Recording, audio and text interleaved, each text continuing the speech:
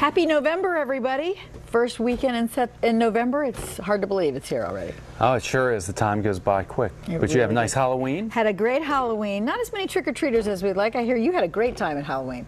Yeah, I went and visited friends down in Clifton, and I'd never been there. But I guess the whole town celebrates down there. Cool. So it's, you know, literally hundreds of little trick-or-treaters out. That's great. Fun night. That's always one of my favorite nights of the year. Well, as I said, it's November. You know, the holidays are right around the corner, but there's still a lot to do in the landscape. So David's got some planting basics today. We do. Like I said, probably the most common question we're getting at the plant clinic these days, you know, when the phone calls and customers coming in is like, oh, is it too late to plant? You know, we've had some frost, it's had some chilly days and evenings, and so people feel like it's the end of the planting season, and we're saying absolutely not.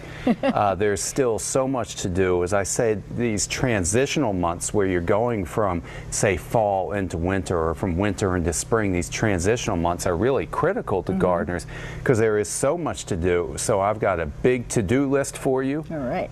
Or I was talking to one of the people here in the studio saying a big guilt trip today of all the things that you haven't had time to get done. So that's it. We're going to talk about everything from trees and shrubs and bulbs and annuals and you know the whole thing. Exactly. Lawns. So everything is on today's show. Great. All right. Well, a couple quick announcements. Today at our Fair Oaks location, the Old Dominion Chrysanthemum Society is going to be having their chrysanthemum show. A little bit different this year. It's just today, and they're calling it A Day with Chrysanthemums.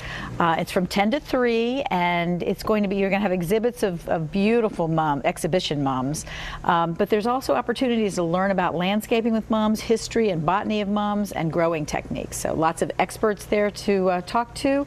It's free. They've got refreshments. It's a great opportunity to learn more. You know, and it's not just your mums that you see on the set and that type of thing. These are really cool mums. Yeah, they put on a fantastic show, and that sounds like a nice format. It is. It is. That would be a fun thing to check out. Right.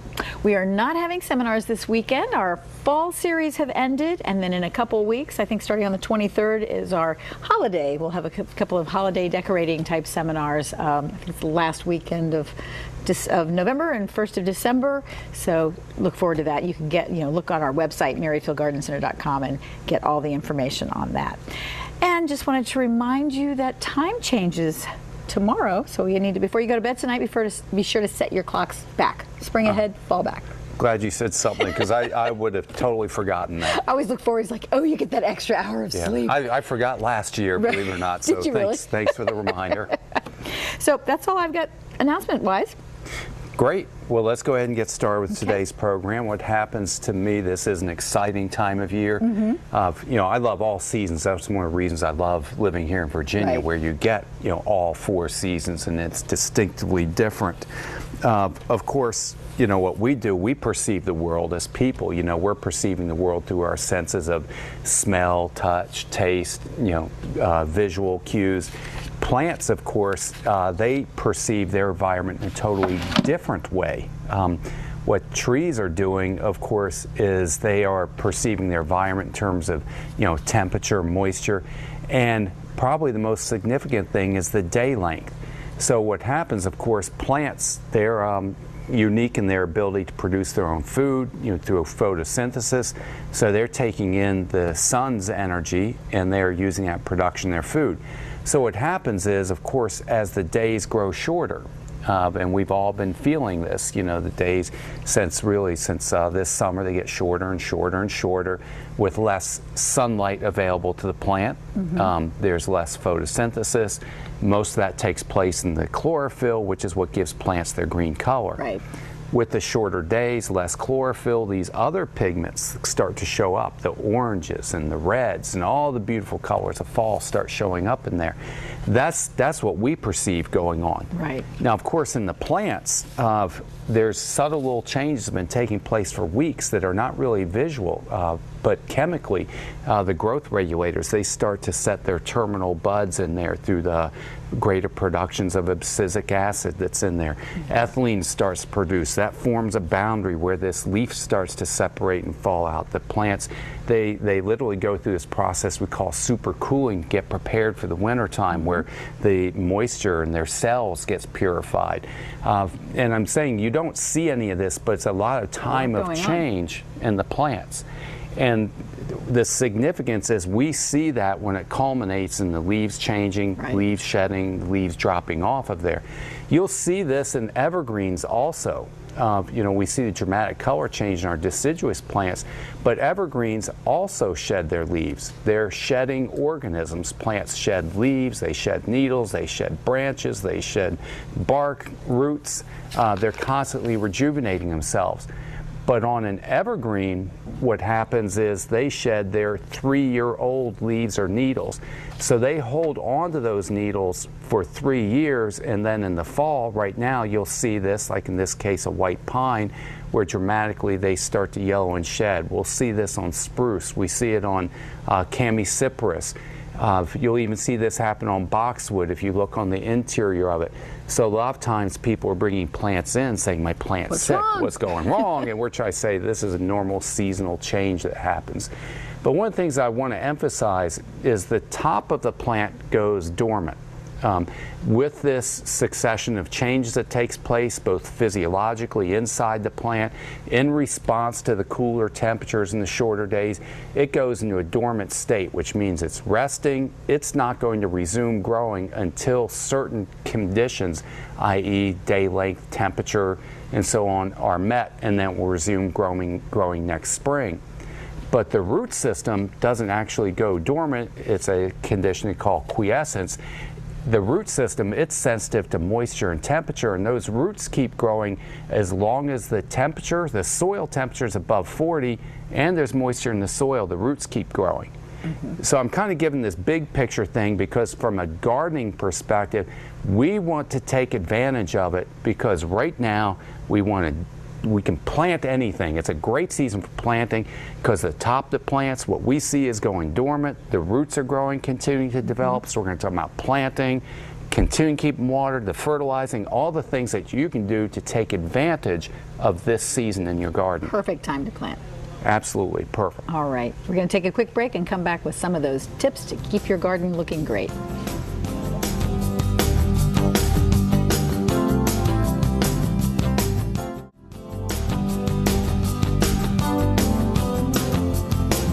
Welcome back. I forgot to mention we will be taking phone calls later in the show, so save up your questions for that. But right now, let's get to some planting basics. Right, and what we've been emphasizing why it's such a good time of year to be planting because, as said, even though the plants are going dormant and it's getting cold outside, the plants are adapted to this. They go through these changes and their physiological changes. They tolerate the cold conditions. Their roots keep growing right up until about January. So the whole idea is you're planting now in the fall season. It's easier on you because you don't have to be out there as watering quite as frequently. It's easy on the plant because you don't have the stress, the demands of the heat on there. You get root growth and root development occurring during the fall season. So it really is a fantastic time to be planting. Now, I always emphasize anytime you're planting new plants, whether it's the fall, the winter, the spring, you have to be attentive to watering. This is especially true with evergreens that are out there. But the thing is, winter damage, rarely do we see winter damage as a result of cold temperatures around here. Most of the time we see winter damage, it's a result of not watering during the winter time. So don't let a few frosts in the forecast, or Dave was talking about 40 degrees in a couple days. Don't let any of that stuff slow you down your planting. It's a great time to be out there planting trees and shrubs. So I'm going to do just a super quick review of some of the basics. When you are planting, you want to dig that hole out wide. It doesn't need to be very deep, but it's a wide, shallow hole that goes 2, even 3 times the diameter of the root ball is under the ideal conditions. If it's a containerized plant, then we go in there, kind of loosen the roots up, and then we'll also take the soil, the clay soil that we excavate, and amend that with a little bit of compost and fertilizer. So we dig the hole out wide, amend the soil, and basically we want to keep that plant just slightly elevated so that the root flare is visible. Now these are some of the things that can go wrong over years of time. If you plant incorrectly, a lot of times we put our plants in too deep in the ground, or we don't make that effort to loosen the root ball up. These problems can show up years down the road. What you're looking at is actually from a couple of different customers. That larger image is a dogwood that had been planted and had been in the ground for 15 years. And the client came to us at the plant clinic because it wasn't flowering. They had no idea what was going on with the plant. They just noticed it wasn't blooming. I talked to them. We went through the whole diagnostic process and told them, well, start digging. Let's dig down. Let's see what's going on the root ball. And you can see in this picture, they were using a synthetic burlap that doesn't decompose. That was never removed at the time of planting. Those roots got all bound up. And then 15 years later, the tree dies and has to be replaced. The other images that you're looking at are similar. They're burning bush, and it's Elaeagnus, a couple of shrubs, sat in the ground for 15 years and then perished. Wow. So really, I keep saying planting's not complicated, but there's just a couple things that we need to get right. So we dig the hole out wide, keep it elevated, you know, so that that root flare is visible, and then, like I keep saying, particularly on the evergreens, because evergreens, they're transpiring through their leaves. So even in the winter time, they're taking water up through the roots, they're transpiring through the leaves. If we go into these extended dry spells, 2-3 weeks where there's no rain, no sleet, no snow, you may find that you have to do some watering in the winter time. And when we're talking about watering, we emphasize watering directly on that root ball, you know, not necessarily relying strictly on rainfall. So again, it's a great season for planting, but just like I said, particularly the evergreens, you just have to be aware that you may end up doing a little bit of watering. Right, and we have at the Garden Center brochures that tell you all about planting, all about watering, so please stop by and pick those up. They're absolutely free and great information. Yes, so we're here to help. The other is not just planting trees and shrubs, but it's also a good time to be planting bulbs. And flowers. So things like, you know, what you can look forward to in the spring. Exactly, but if you want to have that beautiful display of bulbs next spring, you need to get them planted now, or I'm going to say sometime before Christmas. You can also be planting cool season annuals, pansies. Pansies to me are probably the best value you can have in the landscape. What else do you plant in September, October, November, and it continues to bloom and give you color all the way till next June? It's the hot weather they can't take. So definitely a good time to get out and plant those. There's some bulbs. A couple little things as far as planting depth. Normally we want to go 2 or 3 times the diameter of the bulb is how deep we want to go. So like the larger tulip bulbs, if that's what, 3 inches across, they might go as deep as 9 inches in the ground. Where those little rock garden daffodils that you're showing, they're only about 1 to 2 inches across, so they may only go about 3-4 inches deep in there. Right. So you basically take the diameter of the root ball, and that's how deep you want to plant it. I did also want to show just a couple little ideas or products. If you have trouble with things like squirrels and chipmunks and voles feeding on your bulbs, this Bob-X for rabbits can be used as a bulb treatment. Basically, you would dip the bulbs in the Bob-X, let them dry, then plant them. And the idea of the Bob-X, again, there's nothing toxic in there. It's all natural, but it smells bad, it tastes bad. Right. It kind of deters and keeps the little critters away from them. And then one other little thing because I know I'm going through a big checklist fast here, but sometimes if this is really persistent, people will use this Vole block. Again, all natural. It's a stone product that you can put into the soil around the bulbs, and the little burrowing animals just don't like to dig through there. Right. So again, permatil is another term for that. Right, and the big 40-pound bag permatil, the exact same product. So good time to be planting trees, shrubs, evergreens, a little bit of everything. Good time to be planting bulbs, pansies. Are also getting a lot of people asking, is it too late to be planting grass seed? Right. Well, fall is the best time for getting your lawn in shape, too. It sure is. Take my breath here. There you go. Catch a breath, go through line. So we are a little bit late. I don't want to say too late, but we are getting late as far as planting grass seed. The germination of the grass seed is dictated by your soil temperatures, and it really wants soil temperatures at around 60 degrees or upper 50s. But these are cool season grasses. They love the cool weather and the cool temperatures of fall. Most of their root growth is taking place during the winter months, so you are definitely better off doing your planting now than waiting till spring. So if you have bare spots or thin areas that need to be repaired, go out and get that done. It's a perfect time to be fertilizing. We're talking about the root growth on trees and shrubs, and this is true with our cool season grasses. Most of this takes place in the fall of the year. So right now, November into December is the time when most of your root growth is taking place. So we want to get out there and do our fall fertilization. So we have custom blended different grass seeds and fertilizers for use in our region. The Merrifield Tough Plate you're looking at is a tall fescue blend. That grows in full sun to part shade. It's the most vigorous grass, and this would be definitely a good one for most of you in the area. So again, if you have some spots that are thin or bare, try to get this done fast. That little window of opportunity is rapidly closing. With the fertilizers, if you are seeding, the Merrifield Select fertilizer is a starter fertilizer. This is high in phosphorus, and it's specifically there to help get the roots established. If you're not seeding and you're just doing your follow-up, or if you're doing like your, hopefully you're not your first, but if you're doing like your second application of fertilizer for the fall, then we use, or an established lawn where you're not seeding, we'll use this Merrifield Premium.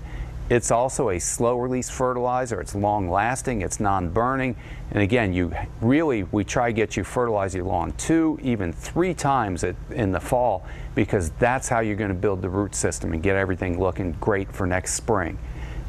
Now the other is, we talked about trees and shrubs and most of their root growth taking place at this time of year. We also custom blend tree and shrub fertilizers, and it's a good time to be doing that. As those leaves come off the tree and they start to go dormant, the roots keep growing. So we have the Merrifield Tree and Shrub Food in the green bottle for evergreens and shade trees, and we've got the Merrifield Flowering Plant Food.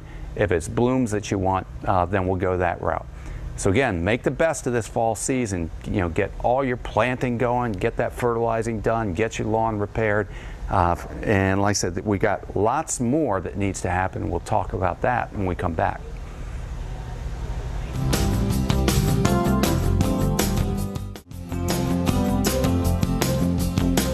Hi everybody, welcome back to Merrifield's Gardening Advisor. We have a lot to talk about today on our show, and David is going to be telling you some great fall cleanup tips today. So we're getting him set up. He's actually going over into our little virtual garden and got some great tips for you. David, you want to get started? Great. Well, we've been talking about all the advantages of planting in fall, but we're going to talk a little bit about, as Debbie's saying, about the maintenance.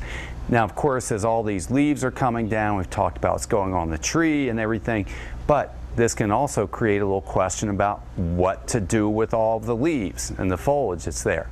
So basically, the leaves, that's organic matter. It's all falling down, and in a natural environment, those leaves would just be decomposing and decaying and adding nutrients back into the soil.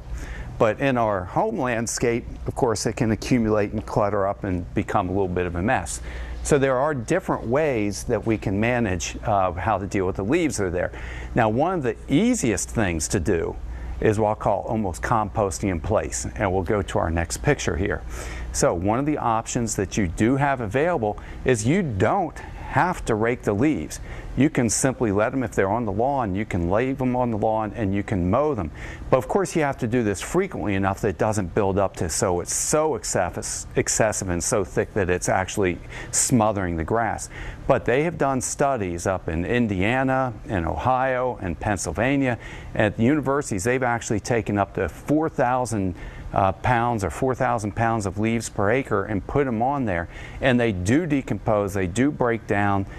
They have not had any detrimental impact on the lawns. They have gone, there's been no increase of disease problems, there's no increase in weed problems, there's no deterioration at all in the quality of turf simply by leaving them on the lawn.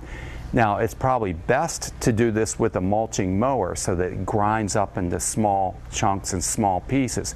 But if that aesthetically, if you're okay just putting the leaves out there and shredding them with your mower, totally acceptable practice.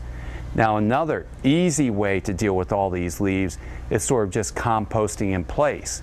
What you're looking at here is in a demonstration garden. This is obviously it's a vegetable garden area, but what the homeowner was doing was collecting leaves and some of the kitchen scraps and some of the yard trimmings and that, simply putting it out, windrowing it in their garden, covering it with soil, maybe turning that a couple times, throughout the year, and just allowing it to decompose in place there in the garden, and then as soon as that settles down, ready to go in there and plant their next crop that's there.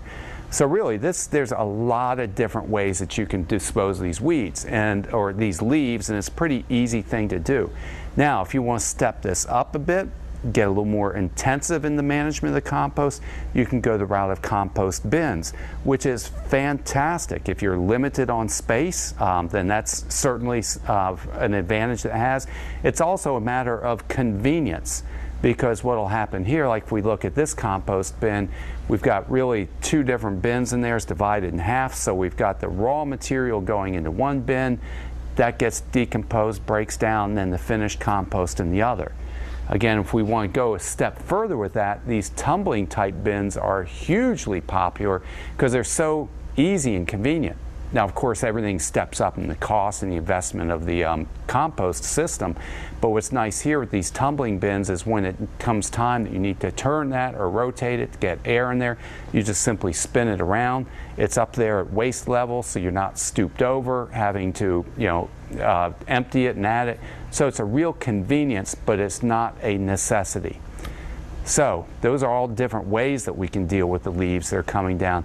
Now, a couple how-tos on the actual making of the compost. One of the things that I find most important in composting is that we want to maintain what they call 30-to-1 carbon-nitrogen ratio. Specifically, what this means or simplifies to you is we want basically 1 part green, 1 part brown. So if we're putting these falling leaves into a compost pile, that represents our carbon side of it, or the brown material. But the bacteria and the fungi, they're decomposing and breaking those down. They need nitrogen to actually, for their metabolism, to make all this thing function. So where we really also want to do is add some green material. So your leaves could be the brown material, and if you have grass clippings, for example, that could be the green material. Some of like the outer leaves of a head of lettuce, could be the green material. Again, things like straw, coffee grounds, shredded newspaper, those can all represent sort of that brown matter. So you can put any of these kind of organic matter things into a compost pile, but we need to make sure we have that sort of balance between the green and the brown. Couple things that we do not want to be putting in the compost pile is we don't put meat, we don't put fish or pet waste or any of these things, or real weedy plants. That actually just creates problems for ourselves in our garden and could potentially bring wildlife and critters into it. So we'll go to our next picture here. The other is what we do with the compost, or how can we utilize these leaves. Well, they make an excellent mulch material. Mulch is fantastic because mulch helps to cover the soil, and by doing that it conserves the moisture, it reduces erosion, reduces weeds, it helps to build the soil. So mulch is a really good thing to do this time of year. It helps to also insulate the soil a little bit against these fluctuating temperatures. And it's ridiculous the number of different types of mulch. Here at Merrifield Garden Center, we probably sell a dozen different kinds of mulch, and no one is better. I can't say there's a best mulch. It's the color, the texture, the price. It's personal preference that goes into it. So again, with the leaves that are falling, you can grind those up and use them in compost. You can use them as mulch. If you like the aesthetics and consistency of a bark mulch, that's also a good thing to do with your fall cleanup. So a lot going on out there. Now the other thing, we've been talking about all the plants in your garden.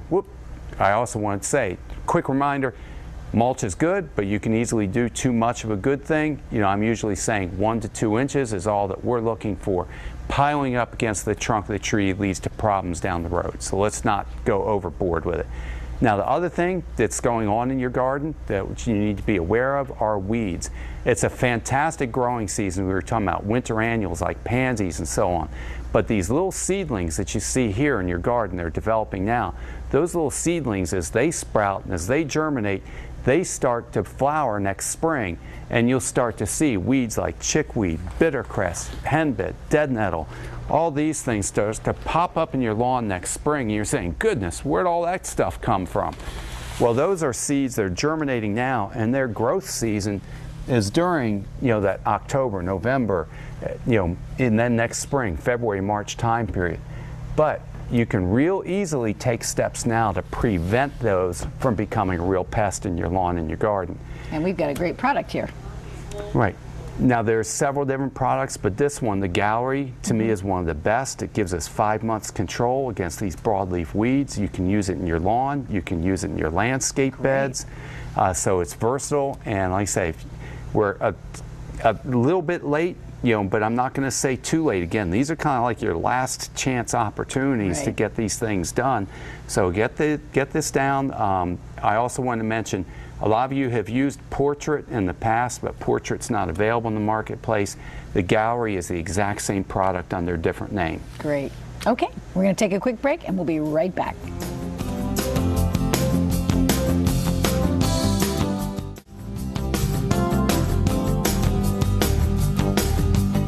We're talking about all kinds of topics for fall cleanup, fall planting, that type thing. And one of the big questions I think a lot of people have is pruning. Is it too late, too early, just right? Exactly. I'm amazed almost every day I'm getting customers coming in and calling and wanting to start on their pruning. I call this a little bit the overachievers in the garden. The people are actually ahead of schedule on things. I really don't like to do any pruning until those leaves are coming off of the tree or almost completely dormant that's in there. Here you see Amy doing a little pruning at her house. Right. So I thought I'd just give a real quick little discussion on pruning because, as I said, to me we're just a little bit early, because that's why I was emphasizing all the changes that the trees are going through, the physiological changes, with the growth regulators and preparing themselves for the onset of winter. If we go in there and we prune too early, you can actually disrupt the dormancy process. And then rather than going dormant, the tree's growing season extends later in the season and you're more vulnerable to winter damage. So I'd rather you wait and do your pruning, after all the leaves have really come off and the tree is really completely dormant. And what a fantastic wintertime project. I mean, I love pruning. It's a lot of fun and a lot of excitement. And what we really encourage you to do with your pruning is we're trying to enhance the natural form, natural shape of the tree. So this is a little weeping red bud that you saw Amy pruning, and I wanted to give you a little inspiration that you can see how well it came out, and then that's the one tree blooming the following spring. But of course we'll have shows that go into much greater detail on that. So that's what I call sort of selective thinning and shaping. Again, a lot of times you want to prune to sort of rejuvenate a plant. Roses are a good example of this.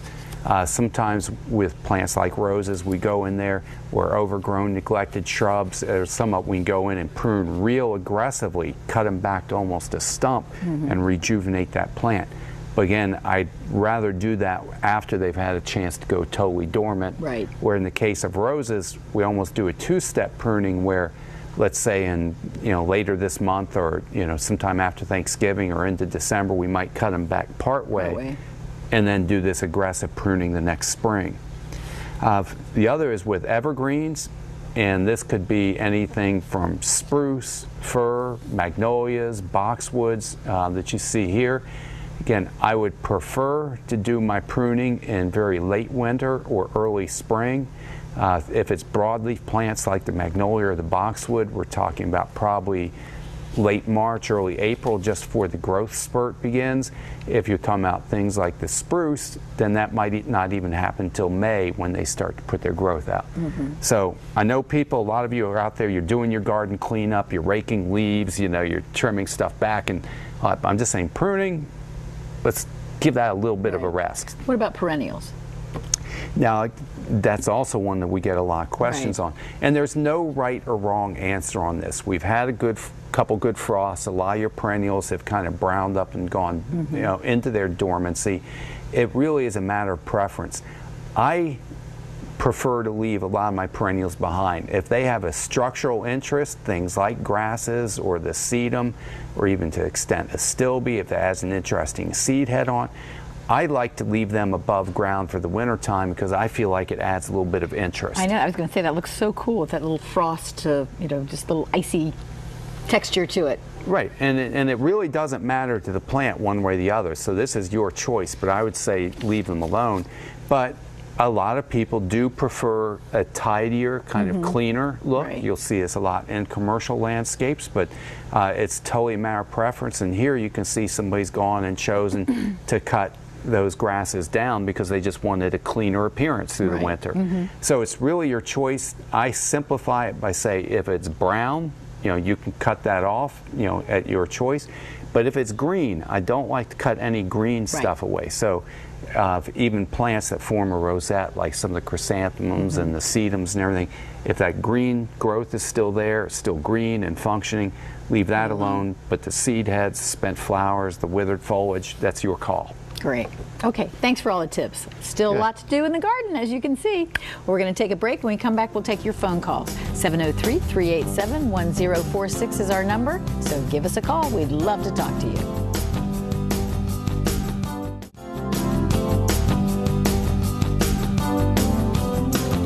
David, I feel if you're looking for something to plant a little color this time of year, some blooms, I think you just can't go wrong with pansies. Oh, they're absolutely one of my favorites in the landscape. Actually, I'm going to plant some more this weekend myself. I planted, but then I wanted to add more. I know. So I just brought these in to give just an example. There's so many different colors and patterns out there. They just got to cheer you up. Right. And again, these are cold hardy plants. The cold is not going to hurt them. Sometimes it's really freezing. You'll see them kind of wilt down, but once it's 50 degrees, they pop back up. The only problem with pansies is that you need to know everybody loves them. That includes the deer, the rabbits, the squirrels, everybody wants to go out there and gnaw on them because they are edible. So if you have any kind of wildlife around, you may find you have to put netting over them or spray them with a repellent or take some measure to keep the wildlife at bay. That happened to me. I planted some in my window box 2 weeks ago, and a couple of days later I look out my kitchen window and where are all those pretty blooms that I had on there? Yeah, it's a little discouraging. My part of the problem is the squirrels digging them up and the bunnies chewing on them. Yeah, but, hey. But the nice thing about pansies, if you plant them in the fall, they're going to come back in the spring. Usually going to come back in the spring. Oh, absolutely. A lot of people don't realize that, but they go through the winter time.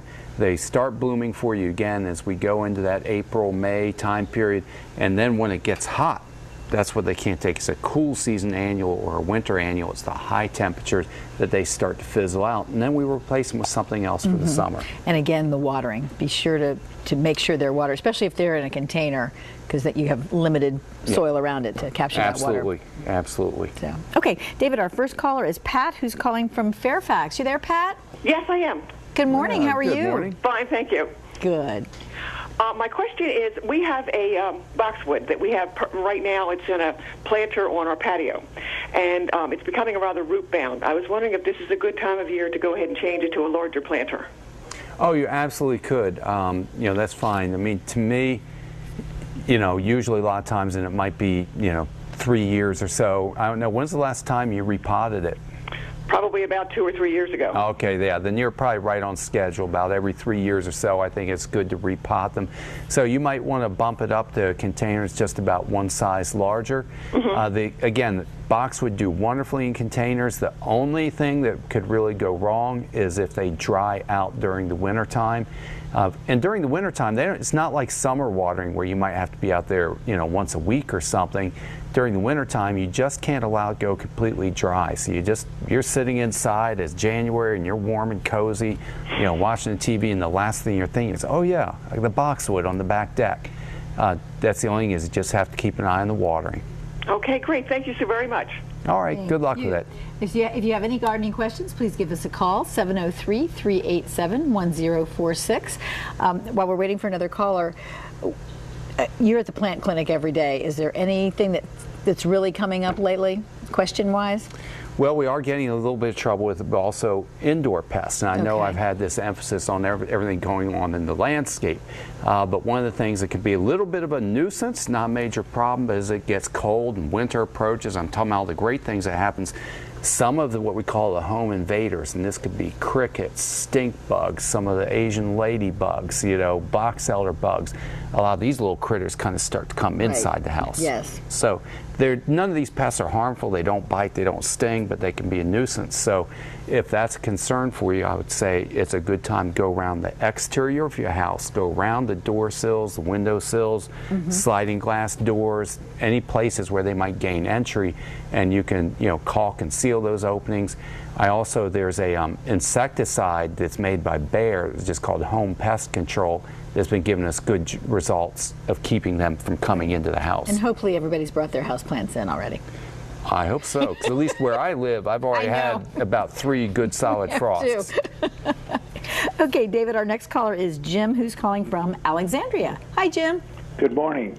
How are you? Good morning. Fine, thank you. Good. My question relates to your discussion of pruning roses in particular. I have knockout roses in my garden, but they seem to be growing in a very spindly fashion and not taking on a full bushy aspect to them. Okay. And I'm not sure I'm pruning them correctly, or if this is the right time of year to prune back some of these spindly shoots back to that stump that you described. Right. Well, Jim, my first question to you is, are they getting good full sun, at least 5 or 6 hours a day of direct sun? Yes, I would say that they're probably getting 5 hours a day on probably the short side of that, but they are getting full sun. Okay, because you can, you know, pruning will help, but one of the things when I start to hear that the plants are spindly like you're describing, a lot of times that's just a lack of sunlight, because, you know, like I said, plants, they need that sun's energy to produce food for themselves. If they're getting insufficient sun, then that tends to lead to weak, spindly growth also. So as far as the pruning question goes, you can do a little bit of light shaping on them. Knockout roses, they don't have these real special requirements, but you could just literally take some head shears or trimmers and just sort of lightly shape them up if you want to do that now, anytime this fall. But that renewal pruning, and again, it's optional based on how big you want the plants. If you want to cut them back aggressively, I'd rather do that in March after we've gotten through the really cold winter months. So I'd say yes, go in there. You can thin out some of those shoots, you know, just tidy the plants up a little bit now. But next spring, around March, you might want to cut it back to about 18 inches tall, maybe 24 inches tall, thin out some of this thin competing growth, and that will kind of rejuvenate the plant and get a little bit bushier and denser for next year. Okay, thank you. All right, and anything you can do to get more sunlight would also be helpful. Great. Good luck with that. Okay, our next caller is Ed, who's calling from Fairfax. Hi, Ed. Hi, David. I'd like to ask about the bulbs.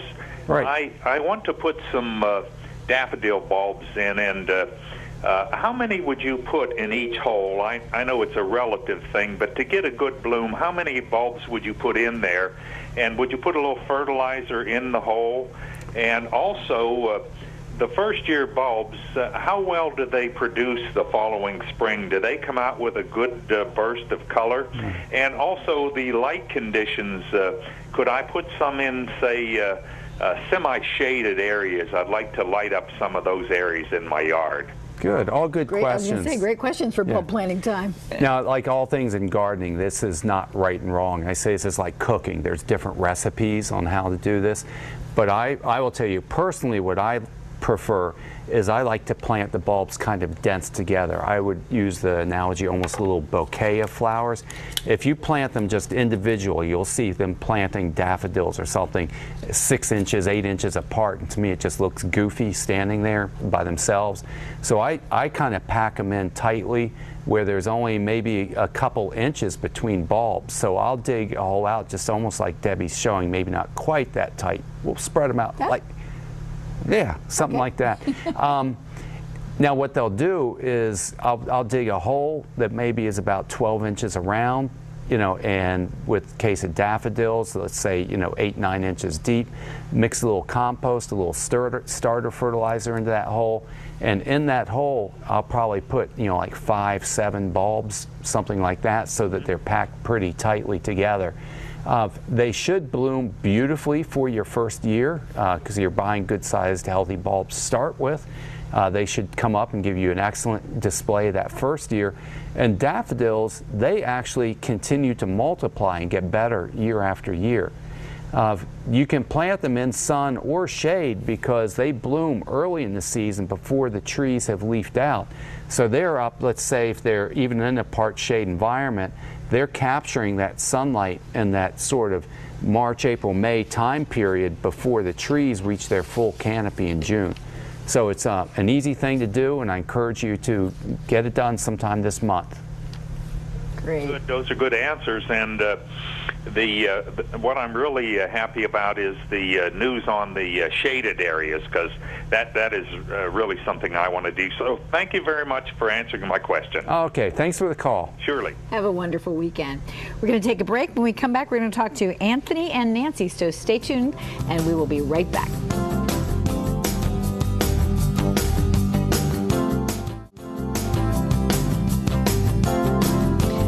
Okay, this hour is flying by as always, so let's get right to Anthony, who's calling from Fort Washington. Thanks for holding. How are you? I'm doing fine. Good morning. Good morning. Good morning. Yes, what I want to know is what can I put down to get rid of moss that I have on my lawn?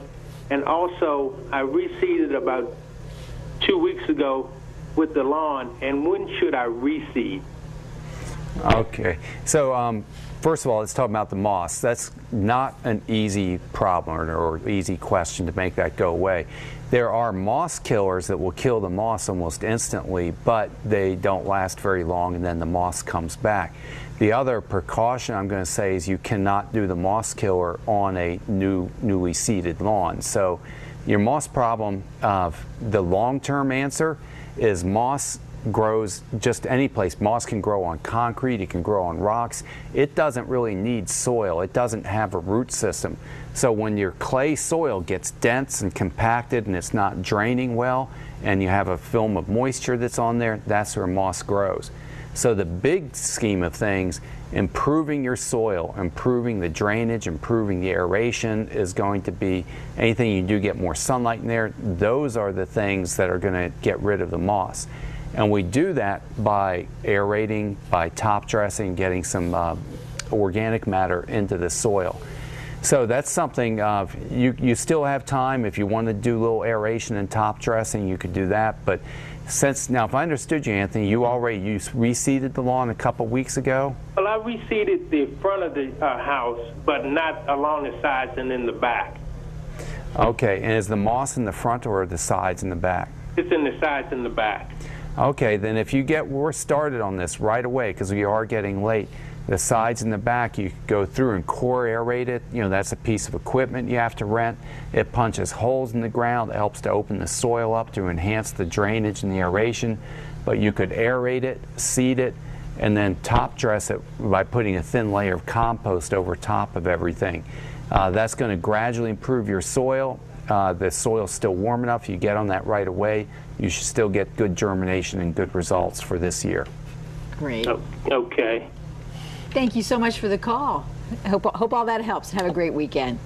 Okay, let's see. Nancy is calling from Frederick. Hi, Nancy. Hi. How are you? I'm fine, thank you. How are you? Good. You have a quick question? That's great.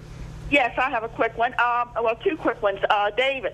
Yes. I have my amaryllis I put in the garage about 3 weeks ago, and I want to know what am I supposed to do now? They're still green. I haven't watered them since I put them in there. Okay, they will gradually wither, and those leaves should yellow and dry up. I don't know if you're going to be able to have time to get it in bloom for Christmas, because the idea is we really want those leaves to dry up, wither, give it at least a 4 to 6 week rest period before we start to get it to rebloom.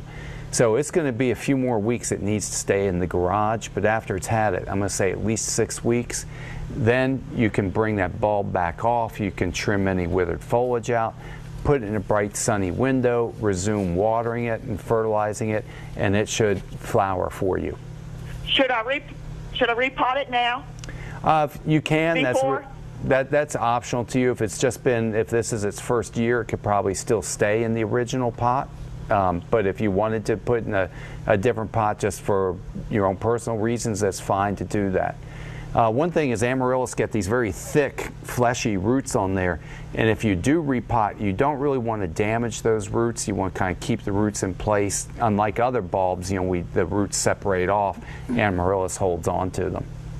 When is the best time to repot then, if you want to repot? Well, if you want to repot this winter while it's dormant, this would be the time to repot it if you wanted to do that. Absolutely. But unlike other bulbs that go through a wet, a hot, cold kind of cycle, you know, these amaryllis go through a wet, dry cycle. So that's the idea. Keep it in the garage or basement, keep it dry, kind of go into that resting state. Then you'll bring it back into the warmth and resume watering, and that should get it to bloom. Okay, and I have another quick question.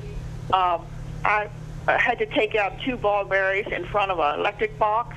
Okay. What would you suggest putting in for an evergreen? The electric box is about 3 feet high, and all I want to do is hide it. And I want something that I don't have to prune a lot. Right. You have 10 seconds to answer that question. Well, you know, there's some fantastic varieties of boxwood out there. Some of these, I like these new hybrids like Green Gem, Green Velvet, Green Mountain. They're tough, they're durable, and easy to maintain. Great. Thank you so much. David, thanks for all the great tips. Thank you for being with us today. And my apologies to Era, who had a question on Datura seeds, but I'm not sure what the question was. We don't have them. Okay. That would be a specialty thing you'd have to order great. online. You guys have a great week. Next week, we're going to be continuing this conversation with Time to Plant. Have a wonderful week.